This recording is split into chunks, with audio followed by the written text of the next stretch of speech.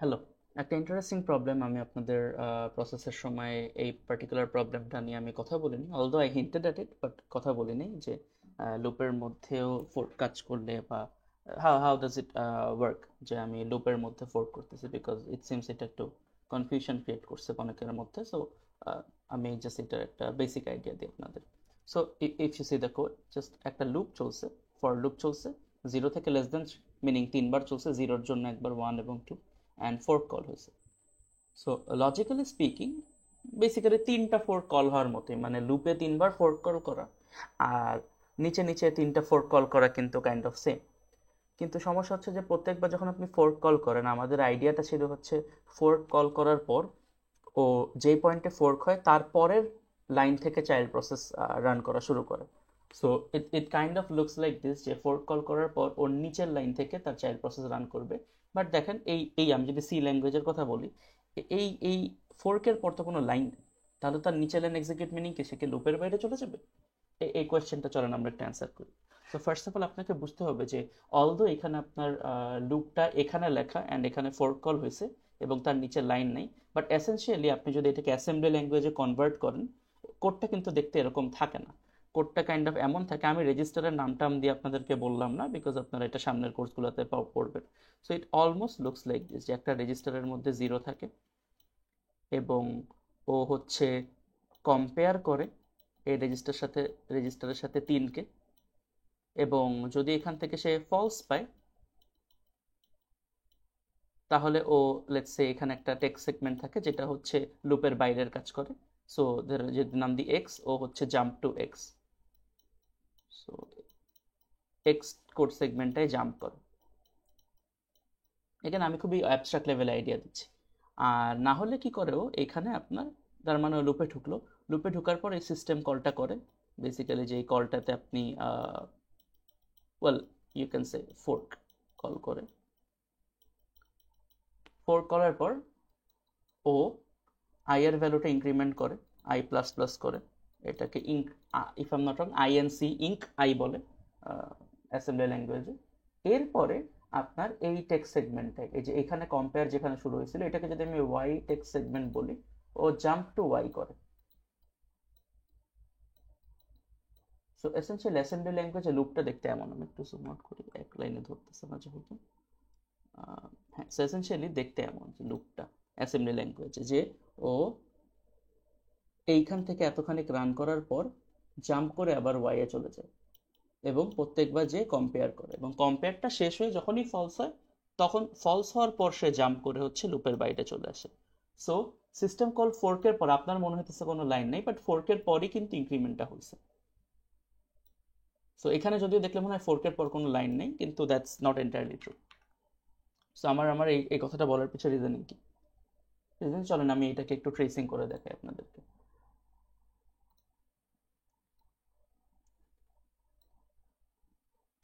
Let's say প্রথমবারের জন্য একটা প্রসেস রান হচ্ছে। সো ধরেন এটার আমি নাম দিলাম হচ্ছে প্রসেস জিরো, যেটা মেইন থেকে, এই যে এই মেইন থেকে কেবল রান শুরু করলো, ঠিক আছে।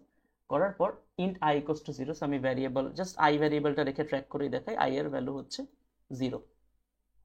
হওয়ার পর ও কি করলো, লুপের ভিতরে গেল, আমি একটু জুম আউট করি যাতে এই পাশের কোডটা আপনারা দেখতে পারেন। তো লুপের ভিতরে গেল, যাওয়ার পর কি করলো, চেক করলো I k less than three কিনা, যেটা ট্রু পেলো। তারপরে ও সিস্টেম কল করলো ফোর্ক, মিনিং এখান থেকে একটা ফোর্ক কল পেলো, রাইট। তাহলে আমি একটা ফোর্ক কল করি, এখানে ফোর্ক কল করে একটা চাইল্ড প্রসেস ক্রিয়েট করি, পি1। কিপ ইন মাইন্ড এখনো কিন্তু আর আয়ের ভ্যালু জিরো ছিল, তাহলে পি1 এর জন্য আয়ের ভ্যালু কত হবে বলেন তো? জিরো হবে, কারণ যেহেতু প্যারেন্ট এই নাম্বার লাইন এক্সিকিউট হয়েছে, এই নাম্বার লাইন পর্যন্ত আয়ের ভ্যালু জিরো ছিল, তাহলে চাইল্ডের প্রসেসটারও আয়ের ভ্যালু জিরো নিয়ে এসে, বিকজ প্যারেন্টের প্রপার্টি ইনহেরিট করবে আর কি বেসিক্যালি। সো ধরেন এইখান থেকে আর কি প্রসেসটার চাইল্ডটা তৈরি হয়েছে, গেল। সো এরপরের বার আমাকে একটু বলেন এরপরে কি হবে। ঠিক আছে, চলবে। আচ্ছা, সো এরপরে আমার কি হবে বলেন তো, এগেন কোন একটা প্রসেস তো তার নেক্সট লাইন রান করবে। সো ধরেন প্রসেস জিরোই রান করলো, সো ফোর্কের পর ওর কাজ কি অ্যাকচুয়ালি আই প্লাস প্লাসের কাজটা করা, তাই না, যেটা আমি এখানে দেখালাম। সো তাহলে আমি এগেন আপনি যে কোনো একটা নিয়ে করতে পারেন, আমি for the sake of cascading termination আমি পি1টা দিয়ে করতেছি। সো একটু খেয়াল করে দেখেন তাহলে P1 আই এর ভ্যালু বাড়াই দিবে, কারণ ও তো এই লাইনে ফোর্ক হয়েছে, তার পরের লাইনটা সে রান করবে, রাইট? সো P1 এর আই এর ভ্যালু হবে 1, এবং 1 হওয়ার পর এখানে আবার সে জাম্প করলো, জাম্প করে দেখলো 1 কি লেস দেন 3, এগেন ট্রু পেলো। তাহলে আবার লুপে ঢুকে সে আরেকটা সিস্টেম কল করে ফোর্ক ক্রিয়েট করলো। কিপ ইন মাইন্ড আমি কিন্তু P1 নিয়ে কাজ করতেছি গাইস। সো P1 আরেকটা প্রসেস ক্রিয়েট করলো, এবং প্রসেসটার নাম ধরেন আমি দিচ্ছি P2, এবং ও i ইকুয়ালস টু 1 থেকে ক্রিয়েট করছে, তাহলে এইটা যেই ভ্যারিয়েবল দিয়ে শুরু হবে সেটা হবে i ইকুয়ালস টু 1। আচ্ছা, সো P1 এই ফোর্ক করার পর P1 এ আমি ধরেন আমি আসি এখনো, বা P2 আপনার ইচ্ছা যেটা, যেমন ধরেন ধরেন এখন আমি সিস্টেম আপনি যেটাকে দিয়ে কল করেন, বিকজ আমার লাইনের ট্র্যাক ঠিক আছে।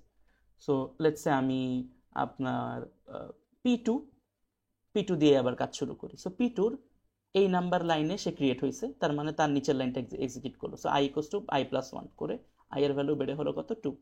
করার পর সে আবার চেক করলো কোড সেগমেন্টের ওই মাথায় যে এটা i কি স্টিল লেস দেন 3 কিনা। The answer is yes, still less than 3। তাহলে ও কি করবে, ও আর একটা চাইল্ড ক্রিয়েট করলো, চাইল্ড প্রসেস, আমি সেটার নাম দিই হচ্ছে ধরেন P3। সো P3 কত ভ্যালু নিয়ে ক্রিয়েট হচ্ছে দেখেন তো, i ইকুয়ালস টু 2 নিয়ে, বিকজ ও প্যারেন্টের ভ্যালু ইনহেরিট করতেছে। সো একটু জুম আউট করি। সো এত দূর যদি আমার কোডটা থাকে, চলেন আমরা একটু দেখি যে এইবার তাহলে P3 এগেন আমি কোন একটা নিয়ে রান শুরু করলেই পারবো, আমার সবগুলাই কিন্তু কেউ কারোর জন্য ওয়েট করতেছে না। সো P3 নিয়ে ধরেন আবার রান শুরু করলাম। So P3 i equals to 2 নিয়ে এক্সিকিউট হচ্ছে, তাহলে এই লাইন থেকে সে কল হয়েছিল। সো মানে বেসিক্যালি এই লাইনে সে ক্রিয়েট হয়েছে, তাহলে তার পরের লাইনটা রান করলো, মিনিং এবার কোন নাম্বার লাইন রান করলো, i প্লাস প্লাস এর লাইনটা। সো i প্লাস প্লাস করলে i এর ভ্যালু 2 থেকে বেড়ে কত হয়ে যাবে, 3। এবার দেখেন তো খেয়াল করে 3 হয়ে গেলে ও যখন আবার ব্যাক করে জাম্প করে ওয়াই বা ওয়াই নাম্বার কোড সেগমেন্টে যাচ্ছে, এবার কি 3 কি লেস দেন 3, আমার লেস দেন 3 পর্যন্ত দেখেন লজিক ছিল, সো 3 লেস দেন 3 না। সো এবার জাম্প টু এক্স, মিনিং এখানে লুপের বাইরের লাইনটায় চলে গেল। সো যেহেতু লেস দেন পেলো না, লুপের বাইরে চলে গেল, লুপের বাইরে যে প্রিন্ট করলো কি হ্যালো। আমি জাস্ট এইচ প্রিন্ট করে রাখতেছি আপনাদের জন্য, কারণ এত বড় হ্যালো লিখতে হলে অদ্ভুত লাগবে। সো একটা এইচ প্রিন্ট হলো, এবং ধরেন আমি লিখে দিলাম এটা P3 এর কারণে হলো। এখান কেস আপনি কাকে আগে শিডিউলিং দেন প্রসেস, তার উপর ডিপেন্ড করবে কে আগে পাবে আনলক। সো এরপরে আমি কি বলতে পারি তাহলে যে আমার P3 বেসিক্যালি টার্মিনেটেড। সো আমি একটু একটা এটা দিলে ইয়ে দেখে, সো লেটস আমি একটা ক্রস দিয়ে দিই পাশে, যাতে আপনারা বুঝতে পারেন যে প্রসেস 3 এর কাজ শেষ, ও হ্যালো প্রিন্ট করার পর ওর কাজ শেষ। সো এগেন এবার চলেন অন্য কোনো একটা প্রসেস নিয়ে আবার শুরু করি। সো এটা তো কাজ করবে না, বাকি যে কোনো একটা নিয়ে। সো কোনটা নিয়ে করবেন, ধরেন P2 নিয়ে এবার কাজ শুরু করলাম। সো P2 কি ছিল, i ইকুয়ালস টু 2, মিনিং এই লাইনে ফোর্ক করে P3 কল করে P3 বানায় ফেলছিল, কিন্তু এর পরের লাইন কিন্তু সে রান করেনি। সো তাহলে আমার কি করতে হবে, আমি আর লাইন কাউন্টারটা রাখলাম না, ওই ওই ডিটেলসগুলো তো আপনারা অলরেডি জানেন। সো আমি আর লাইন কাউন্টারটা রাখিনি, লাইন কাউন্টার রাখলে বুঝতেন যে ফোর্ক কলের পরই ও নিচেরটায় চলে গেছিল। সো এই এই লাইনটা ওরা ওর P2 এই পর্যন্ত আর কি এক্সিকিউট করে রাখছিল। সো তাহলে ও কি করতেছে, i এর ভ্যালু ফোর্কের পর i এর ভ্যালু বেড়ে যাচ্ছে, মিনিং 2 থেকে হচ্ছে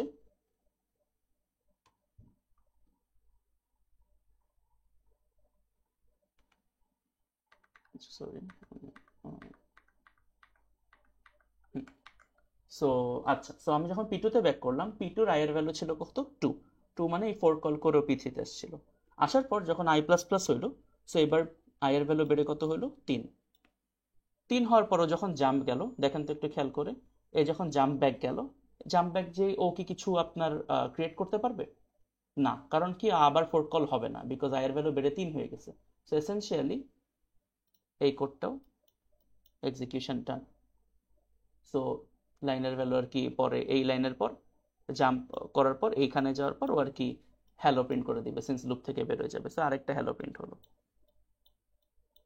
এটার নাম দিলাম হচ্ছে প্রসেস 2 থেকে প্রিন্ট হয়েছে। So process 2। এবার এই দুইটা প্রসেস টার্মিনেটেড। এবার P1 এ যাই, চলেন। P1 এর কোন লাইন থেকে নেক্সট রানটা আপনি করছিলেন, P1 এর ভ্যালু 0 থেকে বেড়ে 1 হয়েছিল, হওয়ার পরও ফোর্কটা কল করছিল, কল করার পর ও হচ্ছে ওর মতো আটকে গেছিল, অন্য একটা প্রসেস বা P2 বা P3 পরের গুলা রান হয়েছিল। সো ওর জন্য আবার তাইলে কি i প্লাস প্লাস হবে, হয়ে হবে কত, 2।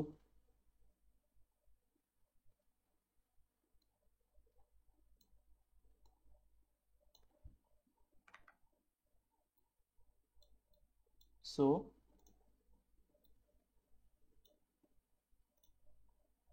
এবার তার মানে 1 2 3 যদি ইউজ করে থাকি তাহলে P4 নাম দিই। P4 যেহেতু 2 আর কি এখানে যাবে, যাওয়ার পর 2 থেকে তো বুঝছেনি, আবার সিস্টেম কল 4 দিয়ে কল করছে। সো 4 কল করে P4 একটা নতুন প্রসেস ক্রিয়েট করছে। সো এটার নাম শুরু হবে 2 দিয়ে, গেল। সো এগেন আপনি i = 2 দিয়ে এটা শুরু হলো। এবার এটা এখন কোন প্রসেস রান করবেন, ধরেন এটাই রান করলাম। পরে ও হচ্ছে এখানে ফোর্কটা ক্রিয়েট হয়েছে P4, তাহলে ওপরে i++ করে 3 পাইলো। 3 পাওয়ার পর জাম্প করে দেখলো যে না, লুপ থেকে বেরোয় আসে, বেরোয় এসে প্রিন্ট করলো H। সো এবার H প্রিন্ট হলো এবং হইলো হচ্ছে প্রসেস 4 থেকে, ঠিক আছে। আচ্ছা, সো এই প্রসেসটাও আস্তে আস্তে টার্মিনেট হয়ে গেল। হওয়ার পর এবার বাকি থাকলো P1 এর ভ্যালু 2 ইনক্রিমেন্ট হয়ে যখন 2 হয়েছে, হওয়ার পর ফোর্কটা কল হয়েছে, রাইট? তাহলে এবার ওর ভ্যালু ইনক্রিমেন্ট হয়ে কত হবে গাইস? 3। এবার যখন P1 এর ভ্যালু 3 হয়ে গেল, ও কি আবার লুপে ঢুকবে? না। তাহলে P1 ব্যাক চলে আসলো, এসে ওরও এই প্রিন্টএফ লাইনটা এক্সিকিউট করলো লুপের বাইরে এসে, মিনিং আরেকটা হ্যালো। এটা হচ্ছে P1। সো এটাও আমি বলতে পারি টার্মিনেটেড হয়ে গেছে। সো এরপরে আমার কাছে তাহলে এই ভদ্রলোক বাকি ছিল। এ কি করছিল? আই এর ভ্যালু 0, মানে লিটারালি লুপে ঢুকছে, ঢুকার পরেই ফোর্ক কল করছে, তারপর P1 বাকি সব কাজ করছে, ও কিন্তু আর কোনো কাজ করেনি। তাহলে ওর এবার ফোর্কের পরের লাইন থেকে এক্সিকিউট করতে হবে, মিনিং i++। সো আই এর ভ্যালু বেড়ে হলো 1, এবং 1 হওয়ার পর যখন আবার লুপে ঢুকলো, একটু খেয়াল করে দেখেন তো, আবার লুপে ঢুকলে 1 তো এগেন লেস দেন 3। সো 1 তো লেস দেন 3, সো তার মানে ও আবার একটা ফোর্ক কল করতে পারে। সো একটা ফোর্ক কল করলো। সো লেটস সাপোজ আমি নাম ঠিক দিচ্ছি 0 1 2 3 4, তাহলে এবার এটার নাম দিব হচ্ছে 5, P5। এবার P5 এর i এর ভ্যালু কত হবে বলেন তো? ও যেহেতু প্যারেন্ট থেকে কল হয়েছে, সো 1 নিয়ে কল হবে, i = 1 নিয়ে সরি। সো i = 1 নিয়ে যখন P5 কল হয়েছে, একটু খেয়াল করে দেখেন, তাহলে এগেন সিন্স আমি চাইল্ডগুলো আগে শেষ করতেছিলাম, এবার চাইল্ডটাকে আবার শেষ করি। তাহলে P5 i = 1 নিয়ে এখানে কল হয়েছে এই ফোর্কের লাইনটায়, তাহলে ওর i++ করে কত হবে? 2। 2 করে আবার লুপে ঢুকবে, লুপে ঢুকে দেখবে হ্যাঁ আমি এখনো লেস দেন 3, তার মানে আবার একটা ফোর্ক কল করবে ও।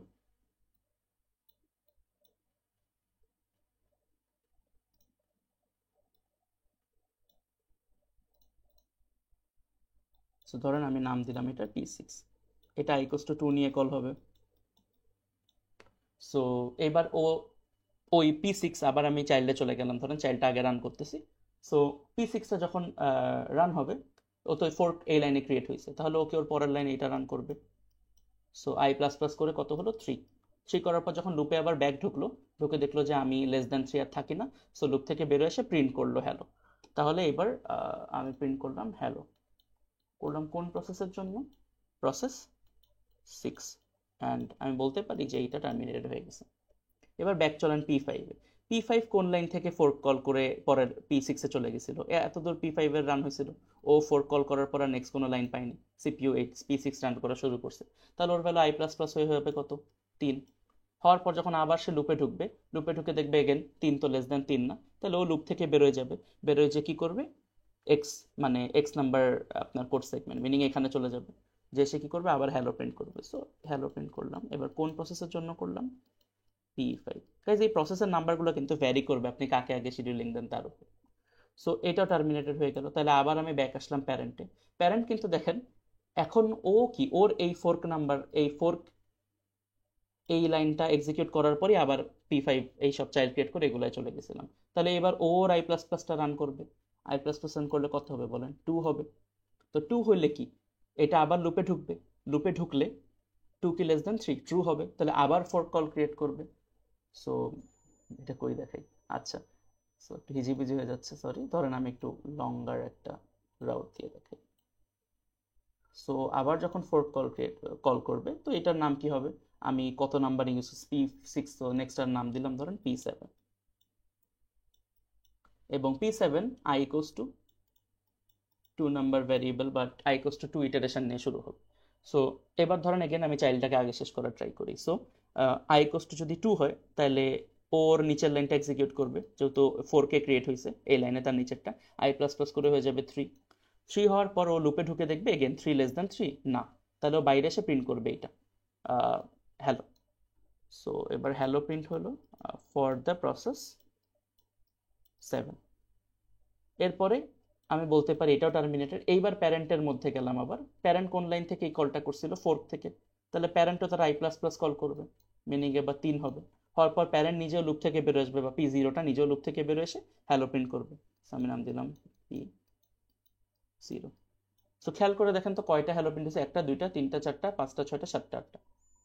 সো এই জিনিসগুলা দেখতে একটু কনফিউজিং লাগে, কারণ মনে হয় যে কিরে, পরের চাইল্ডটা তো আই এর ভ্যালু কোথা থেকে পাবে বা কত থেকে শুরু করবে, ওকে আবার শুরু থেকে রিসেট হবে কিনা, কেন ও নিচের লাইন এক্সিকিউট করতেছে কিনা। আই হোপ ইট ক্ল্যারিফাইজ যে আসলে ফোর্কের নিচেও কয়েকটা লাইন আছে, আপনি ফর লুপ এভাবে করে স্ট্রাকচারে সাজান, but that doesn't mean actually assembly language বা অ্যাকচুয়ালি কম্পিউটার যেভাবে পারসিভ করে সেটা দেখতে হুবহু এরকম হয়।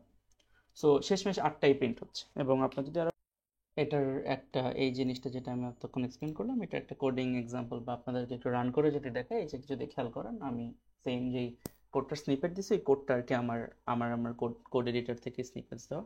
তো লেটস সে আমি কোডটাকে একটু রান করি। So what we have to do, gcc c output file রাখবো, লেটস সে আউটপুট 3। সো এটা আমার কিছু লাইব্রেরি ভ্যারিয়েবল সেট করা নাইতে আসছে, ইগনোর দ্যাট, স্ল্যাশ আউটপুট 3। এই যে চেক করে দেখেন, একটা হ্যালো, দুইটা, তিনটা, চারটা, পাঁচটা, ছয়টা, সাতটা, আটটা। সো নাও ইউ আন্ডারস্ট্যান্ড আর কি যে ঠিকঠাকভাবে কাজ করছে।